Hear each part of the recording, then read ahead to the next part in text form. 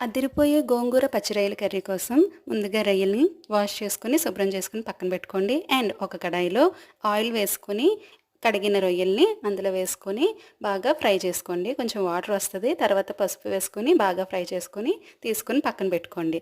And next అదే కడాయిలో కొంచెం ఆయిల్ వేసుకొని పచ్చిమిరపకాయలు, ఉల్లిపాయలు కట్ చేసుకొని యాడ్ చేసుకోండి. ఈ ఉల్లిపాయలు, పచ్చిమిరపకాయలు బాగా ఫ్రై అయ్యాక కొద్దిగా అల్లం వెల్లుల్లి పేస్ట్ కూడా యాడ్ చేసుకోండి.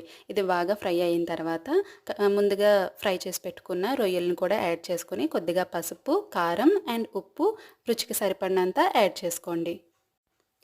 ఇవి యాడ్ చేసుకొని బాగా కలుపుకొని కొద్దిగా వాటర్ కూడా యాడ్ చేసుకోండి. వాటర్ బాగా మరిగిన తర్వాత ఇంట్లో తయారు చేసుకున్న గరం మసాలా పేస్ట్ ఇది యాడ్ చేసిన తర్వాత గోంగూర ముందు రోజు కట్ చేసుకొని ఇలా పేస్ట్‌లా చేసుకున్నామో అది కూడా యాడ్ చేసుకోండి. గోంగూర పేస్ట్ కూడా బాగా ఉడికిన తర్వాత లాస్ట్‌లో కొద్దిగా కొత్తిమీర కూడా వేసుకోండి. అంతే, సూపర్ టేస్టీ గోంగూర రొయ్యల కర్రీ రెడీ. ఇలాంటి రెసిపీస్ కోసం మా ఛానల్‌ని సబ్స్క్రైబ్ చేసుకోండి.